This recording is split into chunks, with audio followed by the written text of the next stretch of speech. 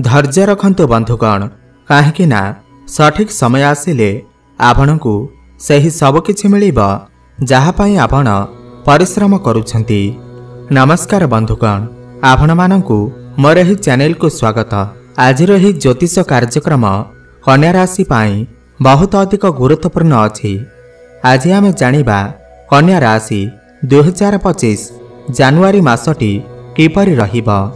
नवा वर्षर प्रथम मास आपण मानक पाई किपरि रहिबा।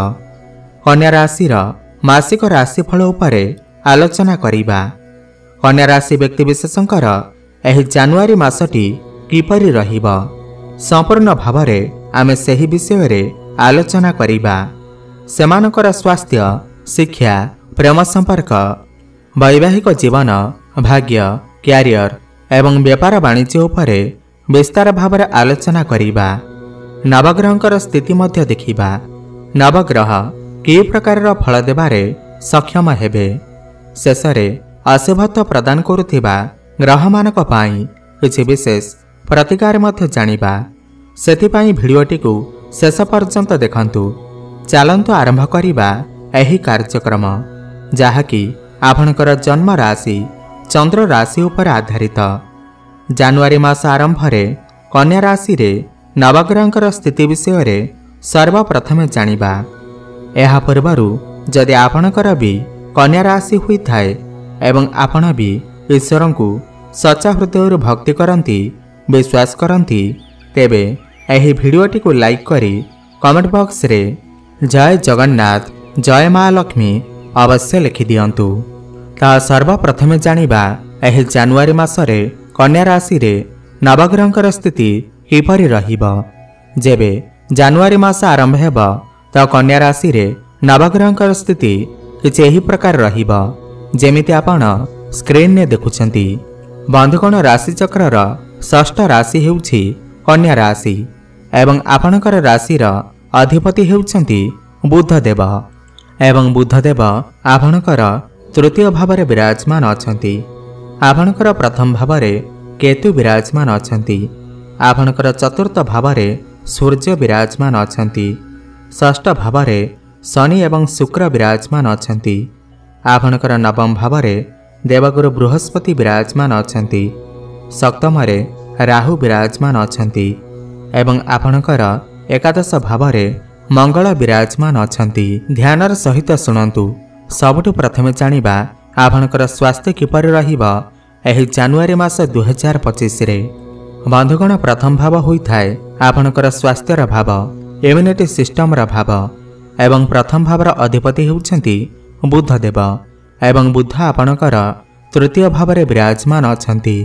किंतु 24 जानुआरी को बुध आपणकर चतुर्थ भाव को गोचर करिवे। बंधुगण, तृतीय भाव को कुंडली रे एते भल विचार करा जाई न थाए तो बुध एठारे कमजोर अवस्था अछंती। तेही मासरे आपणकर टिके स्किन रिलेटेड समस्या देखा देई पारे। त्वचा संबंधित समस्या, एलर्जी, इन्फेक्शन भली समस्या देखा देई पारे। तृतीय भाव अधिक परिश्रमर भाव होइथाए। तेही मासरे अधिक परिश्रम, अधिक धां दौड़ करबा जोगु थकापण भली समस्या टिके देखा देई पारे। एवं बुध हेउछंती बाणीर कारक ग्रह तो आपणकर टिके गला संबंधित समस्या किछि देखा देई पारे। आपणकर टिके इम्यूनिटी सिस्टम कमजोर होई पारे। आपण जदि किछि लॉन्ग ट्रैवल ले जाउछंती तो ठंडा काश भली समस्या मते देखा देई पारे। एथिप्रति आपण टिके ध्यान देबे। किंतु 24 जानुआरी परे बुध जेतेबेले चतुर्थ भाव को गोचर करिवे आपणकर स्वास्थ्य बहुत भल रहिबा। एबे जानिबा आपणकर पाठपढ़ार स्थिति किपरि रहिबा एही जानुआरी मास 2025 रे विद्यार्थी मानक पाई किपरि रहिबा। बंधुगण, पंचम भाव होइथाय शिक्षा क्षेत्रर भाव एवं पंचम भावर अधिपति हेउछंती आपणकर शनिदेव एवं शनि आपणकर षष्ठ भावरे विराजमान अछंती। बंधुगण, देखंतु एठारे शनिदेवंकर स्थिति बहुत भल अछि। शनिदेव एठारे विपरीत राजयोग बनौछंती। एही मासरे आपणकर पाठपढ़ार स्थिति बहुत भल अछि। जदि आपणकर किछि एग्जाम अछि तेबे सेथिरे आपण निश्चिंत भावरे उत्तीर्ण करिवे। शनिदेव एठारे आपणकु विपरीत परिस्थिति मुकुलाइबे। किंतु पाठपढ़ार आपनकु टिके अधिक परिश्रम करने पड़िब, पाठपढ़ार मन देबाकु पड़िब, ताहले जाई आपण पाठपढ़ार बहुत अधिक उन्नति करिवे। आपण जदि विदेश रे रही पाठ पढ़िबाकु चाहुथिले, पूर्वरु कौनसी नूतन स्थान रे एडमिशन नेबाकु चाहुथिले, तेबे आपणकर सेही आशा मध्य पूर्ण हेबाकु जाउअछि। एबे जानिबा आपणकर प्रेम जीवन किपर रहिबा एही जनवरी मास 2025 रे। बंधुगण, पंचम भाव ही होइथाय आपणकर प्रेम जीवनर भाव, शिक्षार भाव एवं संतानर भाव मध्य होइथाय। तो पंचम भावर अधिपति शनि आपणकर षष्ठ भाव रे विराजमान अछंती एवं तांको सहित शुक्र विराजमान अछंती। देखंतु एही मासरे आपणकर प्रेम जीवन बहुत भल अछि, किंतु शनि आपणकर पंचम भावर अधिपति होइथिबारु आपणकर लाइफ पार्टनर को भितरे टिके जिद्दीपण देखा देई पारे, से तांकर मनमानी चलई पारंती। प्रेमर कारक ग्रह शुक्र मध्य शनि को सहित अछंती। एही मासरे आपणकर प्रेम जीवन बहुत भल अछि। आपण टिके रोमांटिक नेचर देखा जिबे, भ्रमण सुख आपण को प्राप्ति हेबा, किंतु आपण जहा सहित भी संपर्क रे अछंती तांकर स्वास्थ्य रे किछि समस्या देखा देई पारे। एथिप्रति आपण टिके ध्यान देबे एवं परस्पर को बुझिबाकु चेष्टा करिवे, ताळमेळ ठीक रखिबे। एबे जानिबा आपणकर वैवाहिक जीवन किपर रहिबा एही जनवरी मास 2025 रे। बंधुगण, सप्तम भाव होइथाय आपणकर वैवाहिक जीवनर भाव एवं सप्तम भावर अधिपति हेउछंती देवगुरु बृहस्पति एवं बृहस्पति आपणकर नवम भाव रे विराजमान अछंती। देखंतु एठारे बृहस्पतिंकर स्थिति तो बहुत भल अछि, किंतु आपणकर सप्तम भाव रे राहु विराजमान अछंती। राहु आपणकर 14 मई पर्यंत सप्तम भाव रे रहिबे। राहु रहिबा हेतु आपणकर वैवाहिक जीवन रे टिके समस्या देखा देई पारे। राहु हेउछंती छाया ग्रह, भ्रमित ग्रह। एहा आपण दुई जनक भितरे आकस्मिक भाव रे कଳି झगड़ा लगेई देई पारंती, मन मनांतर होई पारे। सेथिपाई आपण आपणकर वैवाहिक जीवन उपरे विशेष ध्यान रखंतु। एमिति कि राहु एठारे बसी आपण दुई जनक भितरे डिवोर्स भली परिस्थिति मध्य उपजे देई पारंती। सेथिपाई मई मास पर्यंत आपणको टिके संभाली के रहिबार अछि। वैवाहिक जीवन रे ताळमेळ ठीक रखिबार अछि, किंतु गुरु आपणकर नवम भावर थिबारु जे भी आपणकर पार्टनर हुअंतु, से पुरुष हुअंतु किंबा महिला हुअंतु, तांकर क्यारियर रे ग्रोथ आसीबा, तांकर भाग्य रे परिवर्तन आसीबा। किंतु आपण आपणकर वैवाहिक जीवन उपरे विशेष ध्यान रखंतु। एबे जानिबा सबठार गुरुत्वपूर्ण विषय वस्तु, जहाँकि आपणकर भाग्य, क्यारियर एवं व्यापार वाणिज्य किपर रहिबा एही जनवरी मास 2025 रे। बंधुगण, नवम भाव होइथाय आपणकर भाग्यर भाव, दशम भाव होइथाय क्यारियर भाव। नवम भावर अधिपति हेउछंती शुक्र एवं शुक्र आपणकर षष्ठ भाव रे विराजमान अछंती एवं आपणकर नवम भाव रे देवगुरु बृहस्पति विराजमान अछंती। देखंतु बृहस्पति तो आपणकर भाग्य भाव रे अछंती, आपणकर भाग्य को वृद्धि करौछंती, किंतु शुक्र आपणकर षष्ठ भाव रे थिबारु आपणकर भाग्य रे टिके कमी देखिबाकु मिली पारे। सेथिपाई आपण एही मासरे जदि कोनोसी बड़ कार्य आरंभ करिबाकु चाहुछंती किमा कोनोसी बड़ डिसिजन नेबाकु चाहुछंती, बड़ इन्वेस्टमेंट करिबाकु चाहुछंती, ताहले आपण भाबी चिंती करंतु, काहेकि ना समस्या टिके आसी पारे।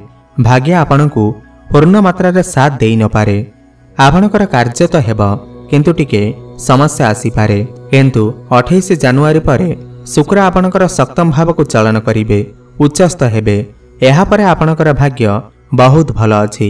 जनवरी मास अपेक्षा फेब्रुआरी मासरे आपणकर भाग्य बहुत भल रहिबा। भाग्य आपणकु पूर्ण मात्रा रे साथ देबा। आपण जदि कोनोसी बड़ कार्य करिबाकु चाहुछंती, बड़ इन्वेस्टमेंट करिबाकु चाहुछंती, गृह रे किछि शुभ मांगलिक कार्यर आयोजन करिबाकु चाहुछंती, ताहले फेब्रुआरी मासरे करि परिबे। आपणक पई बहुत भल रहिबा। क्यारियर कथा हेबा जदि दशम भाव होइथाय क्यारियर भाव, दशम भावर अधिपति हेउछंती बुध एवं बुध आपणकर तृतीय भाव रे विराजमान अछंती। एही मासरे आपणकर क्यारियर भल त अछि, किंतु आपणको टिके अधिक परिश्रम करिबाकु पड़िबा, अधिक धान दौड़ करिबाकु पड़ी पारे। कार्यक्षेत्र रे आपणकर साहस पराक्रम बढ़िबा।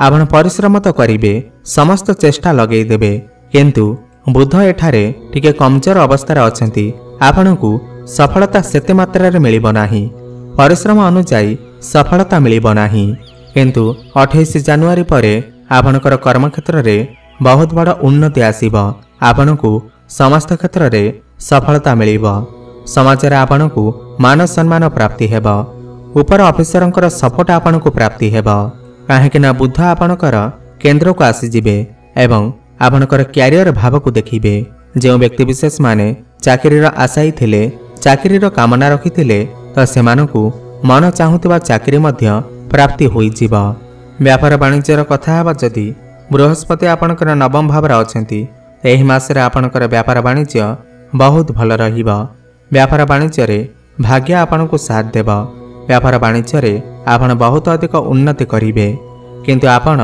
टिके वाणी उपरे नियंत्रण रक्षा करंतु काहा सहित भी आर्गुमेंट करंतु नाही राहु आपनकर सप्तम भाव रे थिबारु सडन आपनकर इनकम बढ़ी पारे पैसा बढ़ी पारे आकस्मिक धन लाभ मध्य होई पारे गुरु आपनकर भाग्य स्थान रे अछंती आपण लॉन्ग ट्रैवल करि पारंती दूर स्थान को यात्रा करि पारंती खास करी 20 जनवरी परे आपनकर व्यापार वाणिज्य आहुरी अधिक भल रहिबा मोटामोटी देखिबाकू गले एही मासरे आपनकर व्यापार वाणिज्य 80% भल अछि एबे जानिबा किछि उपाय विषय रे जाहाकू करिबा द्वारा एही मासरे जहा भी किछि समस्या रहू अछि ताहा दूर होई परिबा सबुठ प्रथमे तो आपण बुध ग्रहंकर बीज मंत्र जप अवश्य करंतु ओम ब्रांग ब्रिंग ब्रंग सह बुद्धाय नमः 108 थर प्रत्येक दिन जप करंतु शुभफल प्राप्ति हेबा प्रत्येक दिन हनुमान चालीसार पाठ करंतु एवं प्रभु गणेश को